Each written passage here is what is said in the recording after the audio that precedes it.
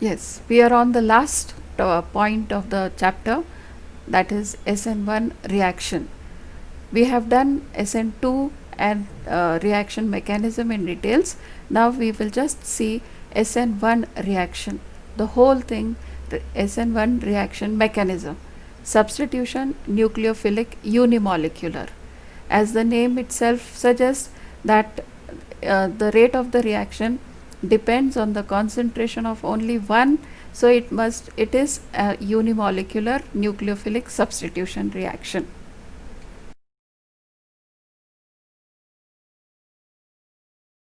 Reactions involving nucleophile replacing a living group, just like SN2.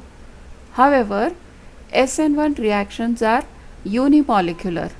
The rate of this reaction depends only on the concentration of one reactant.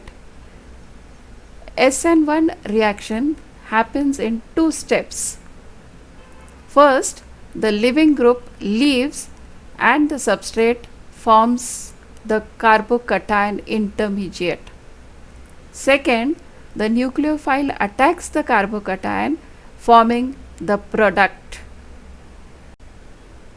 We go to the actual mechanism of SN1 reaction mechanism.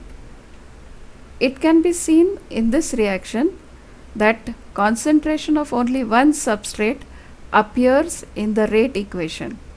Concentration of the nucleophile does not influence the reaction rate. In other words, tertiary butyl bromide reacts with hydroxide by a two-step mechanism. In the slow step, the CX bond in the substrate undergoes heterolysis, and in the subsequent fast step, the nucleophile uses its electron pair to form a new bond with the carbon undergoing change. It is quite clear from the figure, from the mechanism that is shown, that SN1 reaction mechanism is a two-step mechanism. In the heterolysis of CX bond, in the slow and reversible first step to form a planar carbocation intermediate, and in the next step, attack of the nucleophile on the carbocation intermediate in the fast second step to form the product. When SN1 reaction is carried out at chiral carbon in an optically active substrate, the product formed is nearly racemic. This indicates that SN1 reaction proceeds mainly with racemization. This means both the enantiomers of product are formed in almost equal amount. Racemization in SN1 reaction is the result of the formation of planar carbocation intermediate. Nucleophile can attack the planar carbocation from either side, which results in formation of both the enantiomers of the product. Now the mechanism and the features, salient features of SN1 mechanism we have just seen.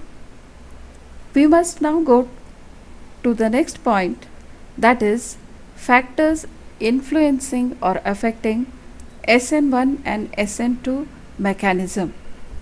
Now we have seen that these two reaction mechanisms proceed in two different ways. Single step, the two-step formation of carbocation in one, formation of TS in one, and there are many factors that will influence the rate of many factors will influence this SN1 and SN2 reaction mechanism. First, the first factor that we have to study is the nature of substrate. SN2, we will study the factor affecting the nature SN2, that is nature of substrate. The TS of SN2 mechanism is pentacoordinate and thus crowded. As a result, SN2 mechanism is favored in primary halides and least favored in tertiary halides. For SN1, a planar carbocation intermediate is formed in SN1 and it has no steric crowding. Bulky alkyl groups can be easily accommodated in a planar carbocation. As a result, SN1 mechanism is most favored in tertiary halides and least favored in primary halides.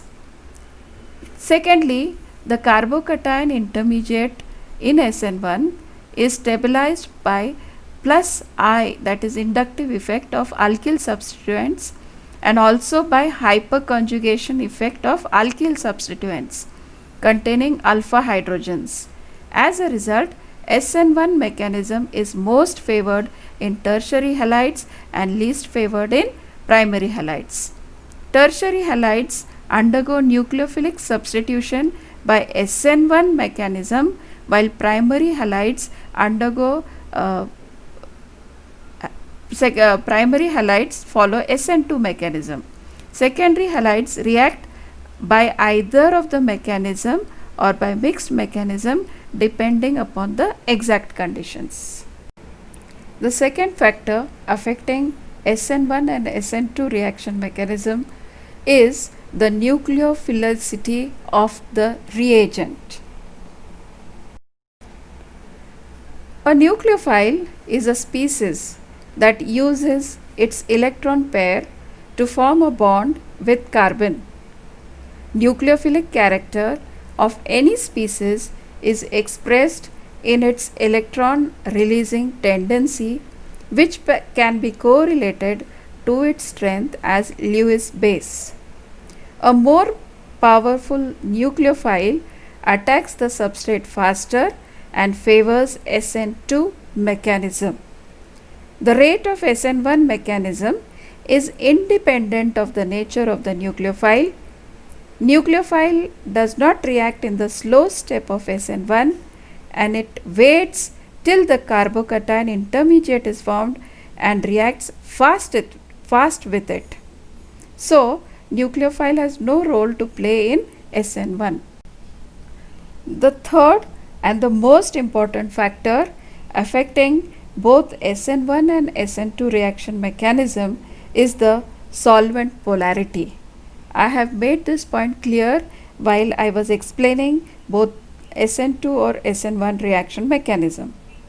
SN1 mechanism proceeds via formation of carbocation intermediate. A good ionizing solvent, polar solvent, stabilizes the ions by solvation. Solvation of carbocation is relatively poor and solvation of anion is particularly important. Anions are solvated by hydrogen bonding solvents, that is protic solvents. Thus, SN1 reaction proceeds more rapidly in polar protic solvents than in aprotic solvents. Polar protic solvents usually decrease the rate of SN2 reaction. In the rate determining step of SN2 mechanism, substrate as well as the nucleophile is involved. A polar solvent stabilizes the nucleophile by solvation. Thus, solvent deactivates the nucleophile by stabilizing it.